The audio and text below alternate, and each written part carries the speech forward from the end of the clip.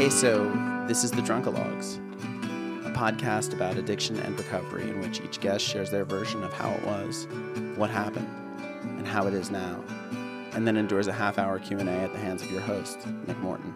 My next guest grew up in and around Washington, D.C., and like so many of her contemporaries, joined the federal government after college. But the 9-to-5 slog really wasn't for her, and a gnawing sense that she needed something more drove her to act out with booze and relationships until she hit her breaking point and sought help through a 12-step program. Ironically, it was only once she was sober that she could really feel the emptiness of the life she had made for herself, and at that point decided to walk away from everything and start again from scratch in the island community of St. Croix.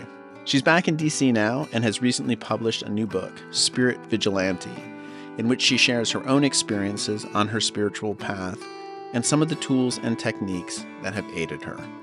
Won't you please welcome Lindsey Van Wagner.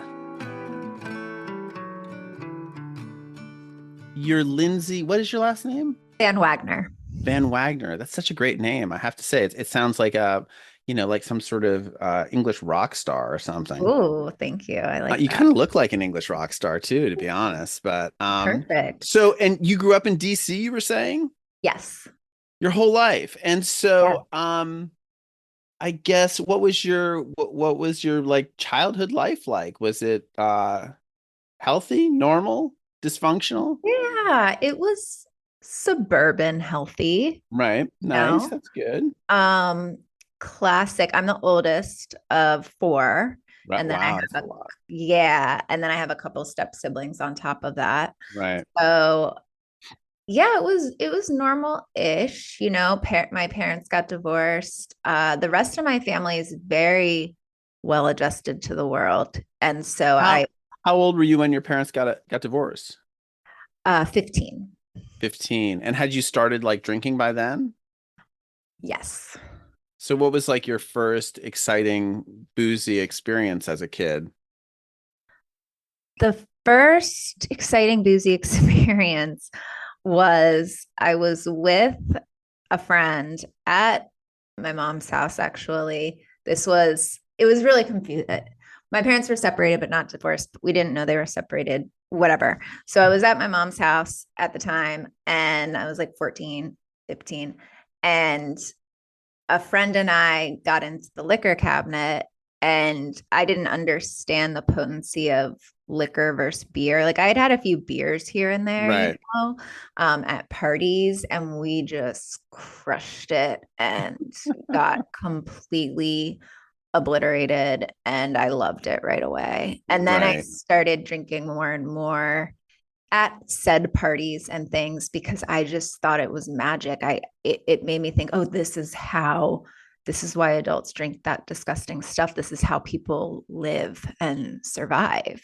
Because I had just always been wound so tight and so anxious. I don't know. There's a lot of like birth order traits and oldest sibling, and I just fit all of those to a T, the perfectionist and high achieving. And so it just felt like I could really let loose. As were your parents drinkers? Yes. My parents both drink. And was it like a, sort of cocktail-y kind of community you grew up in? Like people like the adults were drinking and like, yes. I mean, because I think that makes I feel like that had a big influence on me. It was like all the adults in my life drank. So I was like, well, like definitely. I didn't know anyone. And I had a similar experience when I discovered drinking. I was like, duh, like, yeah, like I'm going to do this forever. As much as I can. Totally. And is that the way, like, were you a good student in high school and stuff? Yeah, I was. So that kind of kept my guardrails on through high school and college because I still wanted to get all A's and all of that. So, where'd you go to college? I went to University of Maryland, College Park. Oh, nice. Right. Yeah. And what'd you study? Psychology. Nice. Of course. And you did well? Yeah. And did you party there? Was it a problem at all? I partied there. It was a problem internally and like morally, and me getting lost inside, but externally there weren't too many consequences at that point. So I was able to maintain it. And when you say morally, were you like, did you grow up in a religious household? Somewhat, but I also just had a clear conscience of what was right and wrong. And I Right. was not following, I was starting to drift away from that. What was the sort of wrong that you felt like you were committing? I was becoming very selfish in Yeah. that I only really cared about what was going to make me feel better in any Right. moment. And Right. I just got really lost and Mhm. wasn't respectful to other people or relationships. Dating was not my strong suit in active Right. addiction, alcoholism. Right. Right. But yeah, I just got really lost. And then of course those feelings make you want to drink more. Yeah. So it Yeah. Turn those feel. How can I turn those feelings off? Well, here's yeah, an easy way. yeah, yeah. And then, so what'd you do after you graduated? So after I graduated, I got a job with the federal government. It was just kind of like I was applying to anything that I could. Sure. It wasn't really a passion driven decision, but just following the script, that I was Right. given to succeed. And so I started. That's when things really got crazy, or because I could maintain that job and do really well at it, but I still felt like empty inside, like I didn't Hmm. really have a direction. And so that's when my drinking really, really ramped up.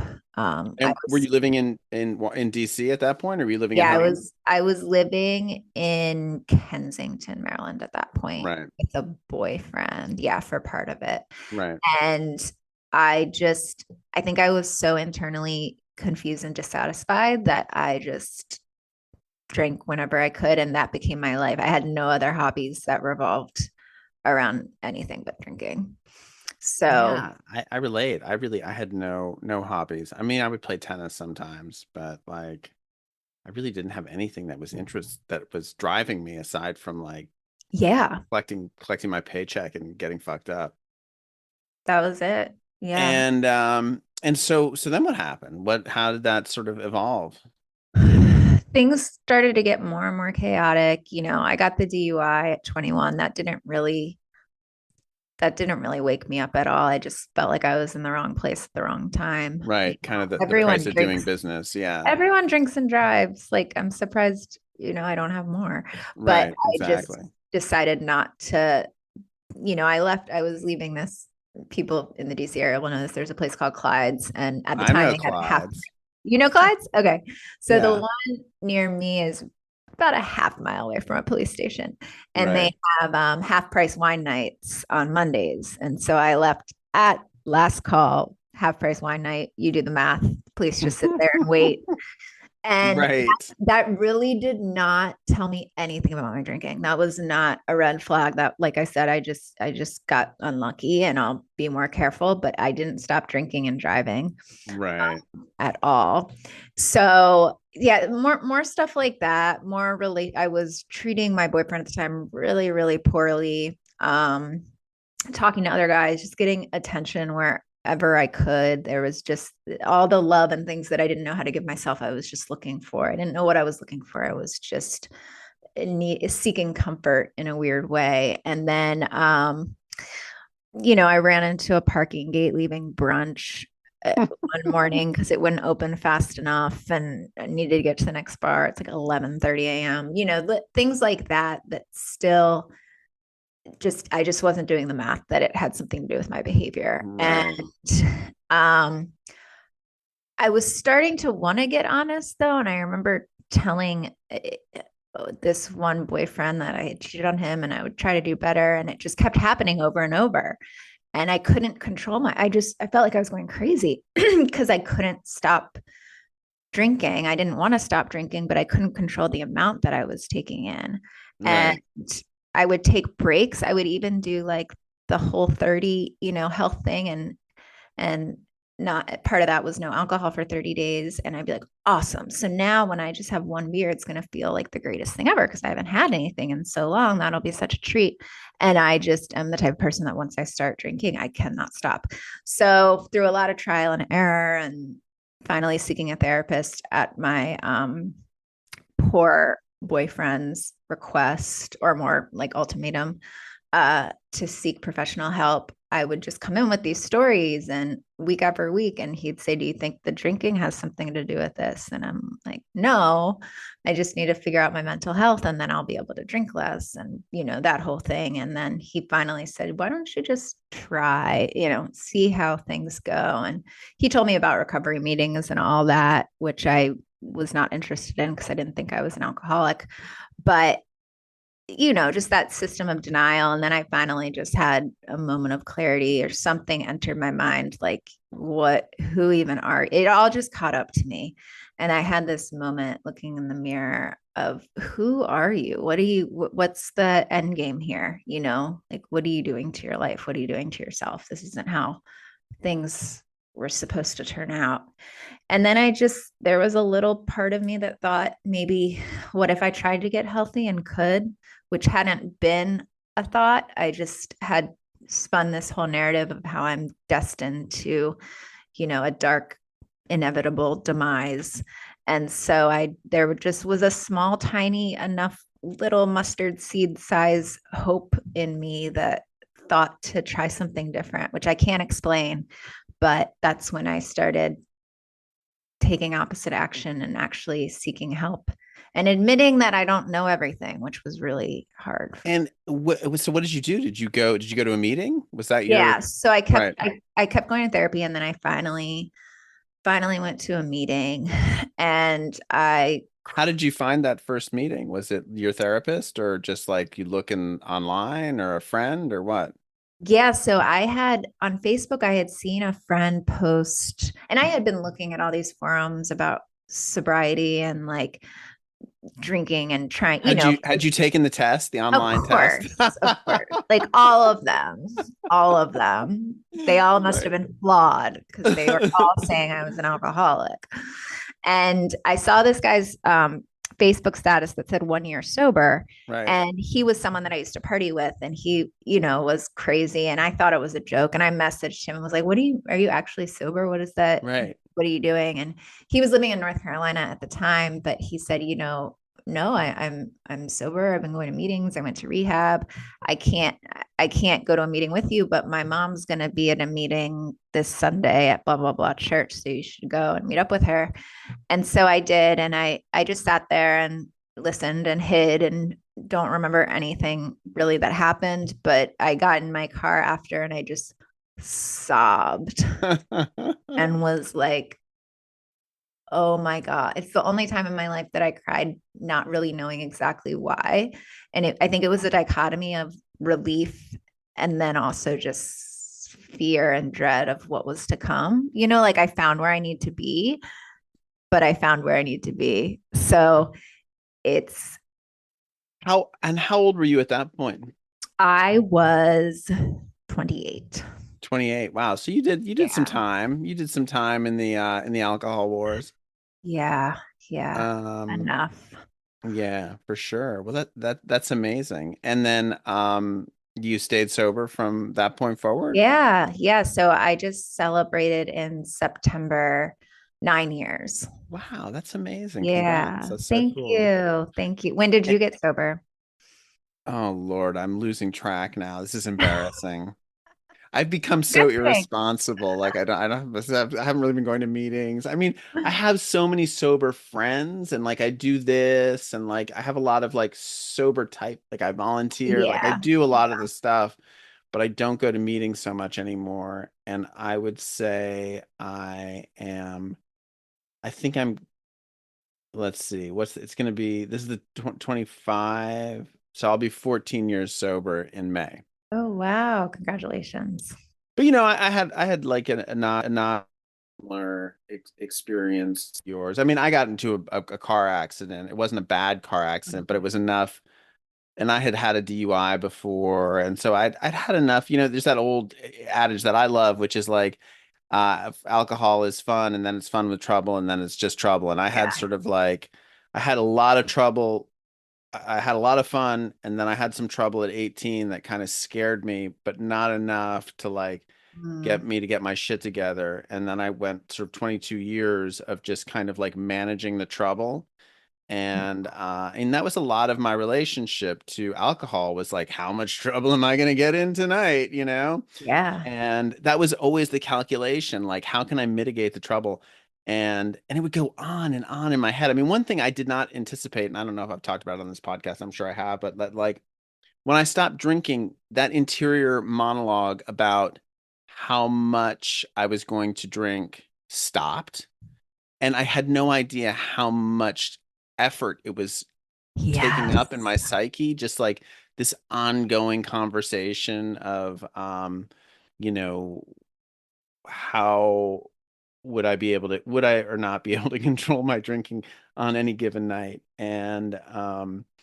But yeah, so I got into this car accident, and like you, I had like one friend I knew who was sober, and I called them and was like, hey, I think I want to get sober. What do I do? And I knew I live in LA, so there's a lot of sober people here, and like the few sober people I knew all seemed much healthier, much more Yeah. enlightened, much more grounded than the drunken lunatics that I was hanging out with all the time.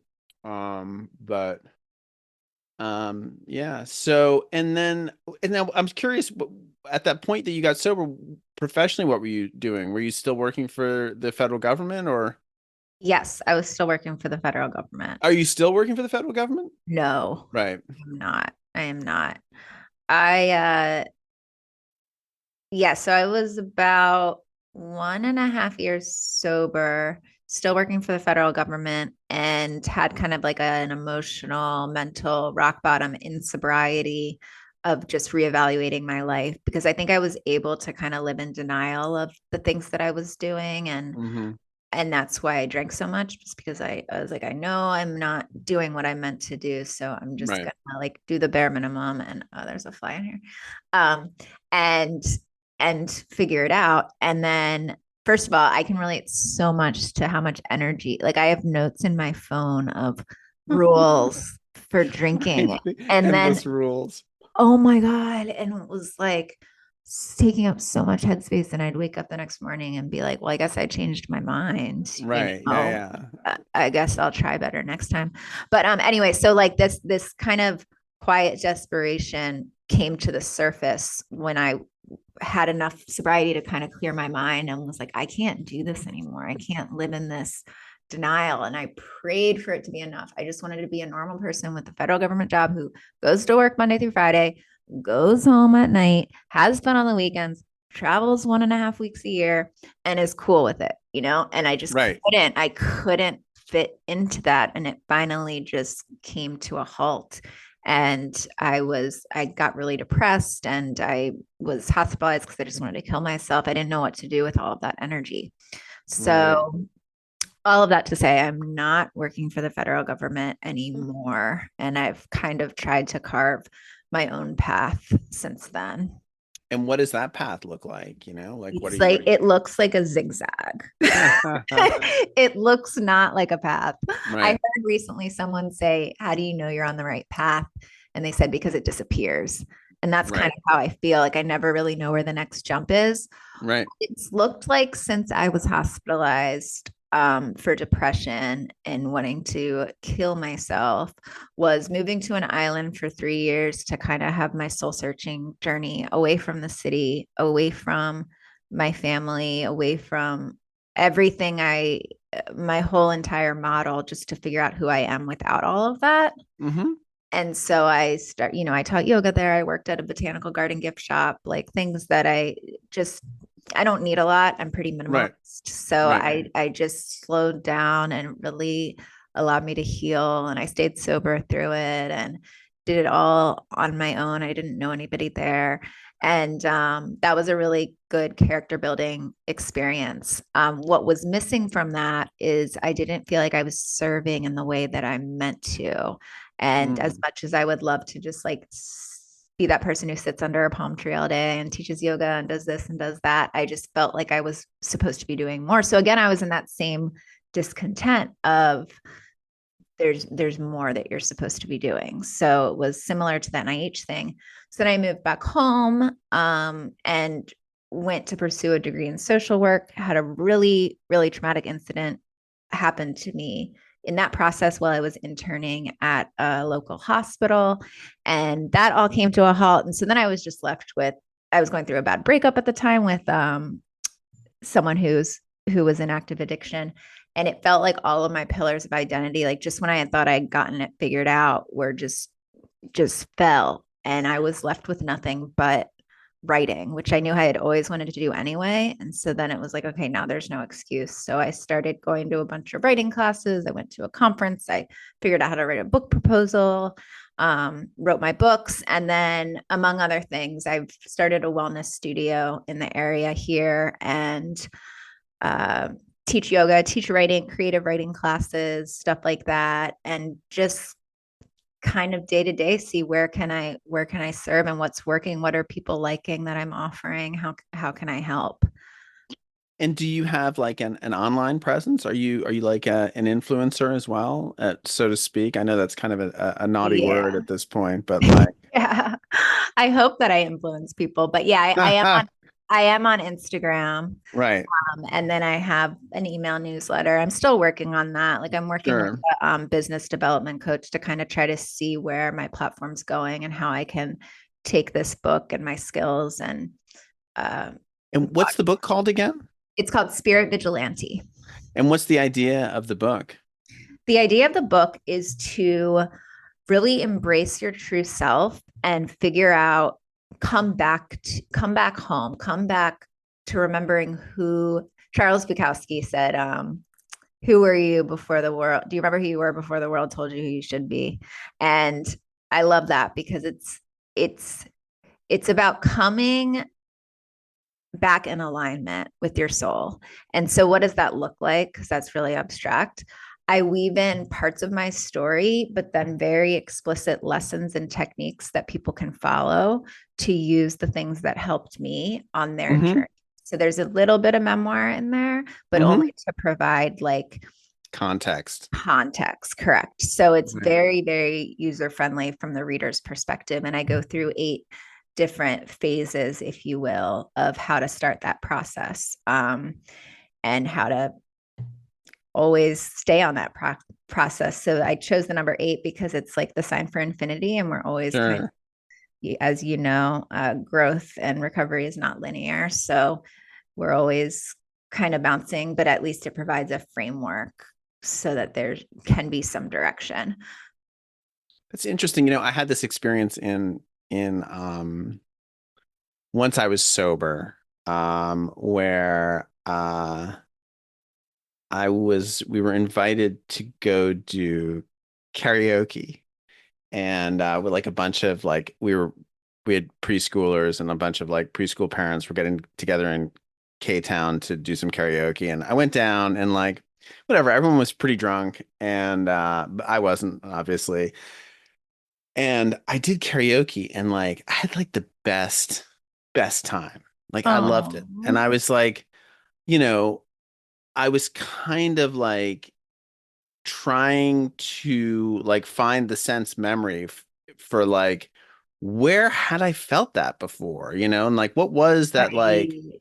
the joy of like performing, like where like like did had I ever felt that way before? And I'd felt it like in grade school plays. Like I had loved performing in elementary school. And it led me in a way to start doing stand-up comedy, which then became like a real hobby of mine for 5 years. The pandemic kind of stopped. I'm trying to figure out how to like start doing it again. But like it was kind of like it was like that Bukowski quote. Like I could kind of remember who I had been before the world told me who I was supposed to be. And there was so much joy in like reconnecting with that part of my psyche, and Yeah. like um whatever. I mean, it led to all kinds of crazy experiences as a stand-up comic, which is Yeah. really never something that had like in my professional life. The idea that I was going to go have a stint as a stand-up comic was really not something that I Right. had been Right. considering. And I don't know that I ever would have gotten involved in any of it had it not been for sobriety, where I was just kind of like, well, what else am I doing? I mean, there was a degree to which like, oh, I had no hobbies. So what else am I doing with my time? I might Yeah. as well go be a stand-up comic because, I'm not really doing anything else. And then, so much of the sort of let go and let God, like I don't know where this is going, and it doesn't really matter because God's going to take care of it, which is Right. I find really gives you a lot of freedom to do things because if you fuck up and you fail, it's not really your fault, it's God's fault, you know? Yeah, and Um, freedom to play, yeah, and not exactly. and to spend time.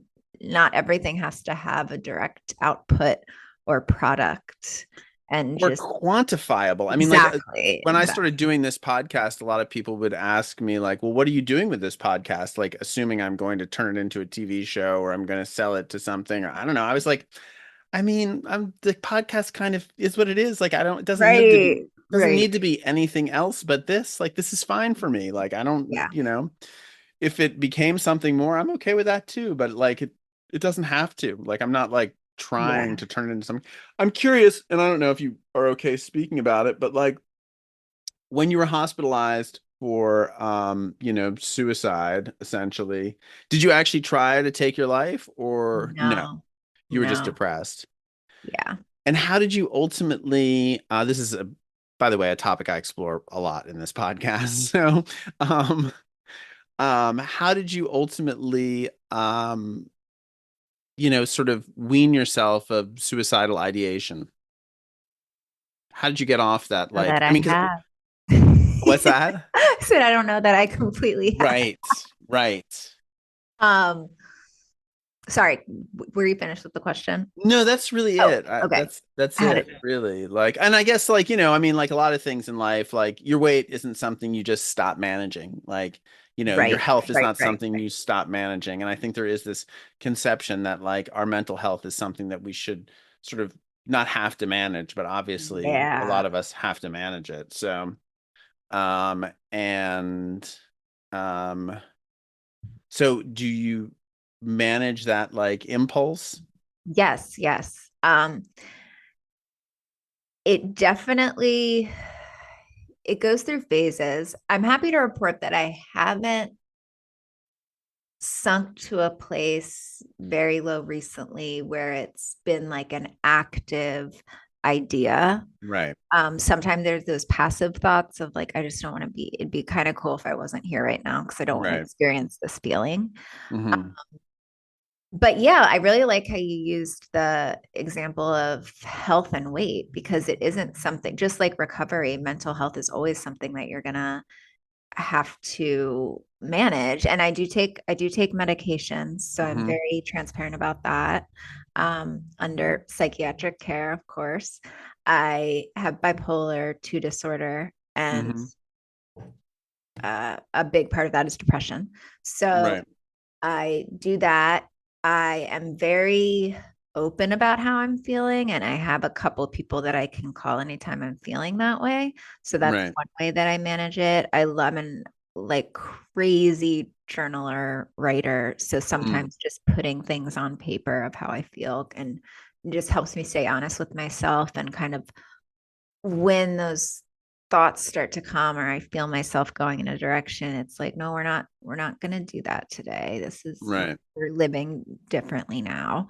And just catching myself. And I still have those moments sometimes where I just want to like sit in the gloom and doom, but they're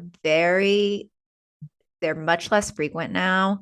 And I Mm. don't like sit and put furniture there and build around it. It's fleeting and I don't have to stay there for very long. Um, so I don't know if that answers your No, question. I think that's good. I mean, I went through a quite a lengthy period of wanting to kill myself and not really doing anything about it. Right, But I would right. wake up every day with this thought in my head, which I didn't really make a lot of sense of, which was just, it was like a headline. And it was like Nick Morton killed himself. And I would just like play it over and over again in my head. It's third person, weirdly. Interesting. Yeah. And yeah, a bunch of things happened to change it. I read this book called How Not to Kill Yourself, which is was really helpful, Ooh. by Clancy Martin. He was on the podcast actually. A really Oh, good, awesome. intelligent book. He tried to kill himself like 10 times and never succeeded, and was thankful, so thankful That's that none of them funny. ever worked out. But he has a lot of ideas about why suicide is a bad idea. And how, well, his last ditch sort of prescription for stopping it is to just put it off till tomorrow. You know, Yes, I and if love you can that. always put it No, I off till love tomorrow, that. well, it'll never happen. So that's a help. I have found, like, when I was in therapy for a while, my therapist talked about like waking up in the morning and setting an intention, and I didn't really understand what this meant, but clearly this thought that I have of like I'm going to kill myself is like a bad thought. And so I have started in the morning saying, just telling myself that I'm strong and that I'm competent and that I'm capable, that I'm up to this challenge, whatever it is. Yeah. And that seems to help a little bit. And then, like, my kids go to one of my children goes to a school where there's been a rash of suicides, high school kids. And so the whole community has been sort of struggling with this, trying to make sense of it. Wow. And one of his friends killed themselves in the fall, and the family was just incredibly open about what had happened and Mm. invited everyone to the funeral, and were just like openly grieving in the most raw emotional way at the funeral. And I just thought, like,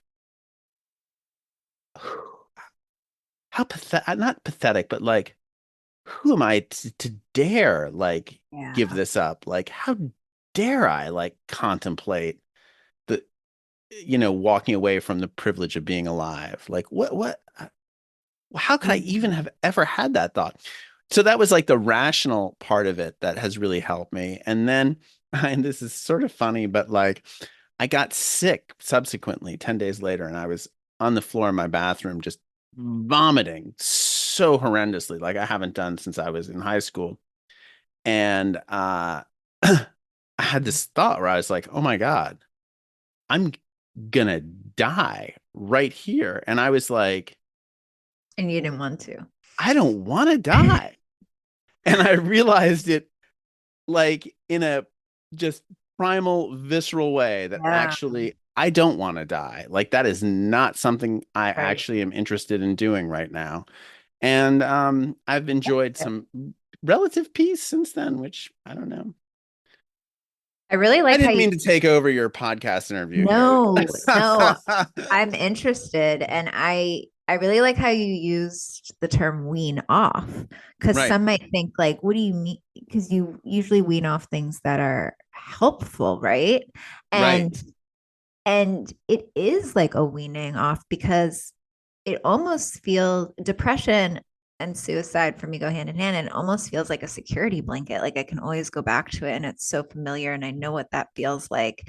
And it's a comfort in a way. So I Well, and from used it listening that to you way. talk about the way you drank, like it was similar to the way I drank, which maybe I think like this idea of just like obliterating myself Yes. and, like just not being there anymore. And of course, it's like booze was for a while very effective at giving me that feeling of just like I'm not here, And I think that like, I mean, Clancy was saying when I interviewed him that, that is very similar to a lot of people's relationship to suicide, is like, just Mhm. take me out of this. I don't want to feel this Yeah. anymore. And so, it is this kind of like a addictive thought pattern, I guess, that is, or a thought Yeah. pattern that's similar to the thought patterns in addiction. Yeah. And I've even gotten so far as asking my family and friends, like, you can be part of it, but it should be my choice. Like, why can't I just go take a shot or something if I'm the one that has to experience this pain? Like it's no one's choice but mine. Right. And so I don't know. It's a very odd thought. So it's I nice mean, to because have there a is, I conversation mean, so openly about as it. far as like, like drinking and using again, I do have that. Like, whatever. I feel like my family relies on this idea that I'm sober, And Yeah. like part of the thing that keeps me sober is, I mean, I have no interest in alcohol. I really don't. It was really, I don't see it as anything but like sort of poison at this point. Yeah. Yes. But I had this past couple weeks when my wife was in and out of the hospital, and like there were definitely nights after these long, arduous days at the hospital where I thought, God, I would love a drink right now. Mm-hmm. And I think part of what keeps me from doing it is just this like, this role I have in my family as like the sober guy. Yeah, it keeps you in that structure. Yeah. Well, Lindsey, what's the name of the book again? The book is called Spirit Vigilante. Spirit Vigilante. Well, thanks for coming on here and Of sharing your course. story and listening to me bloviate. I really, I appreciate it. I guess I'm lonely here in my house all by myself. Call me anytime. I might. I'll just be like, hey, why aren't you on the Zoom right now?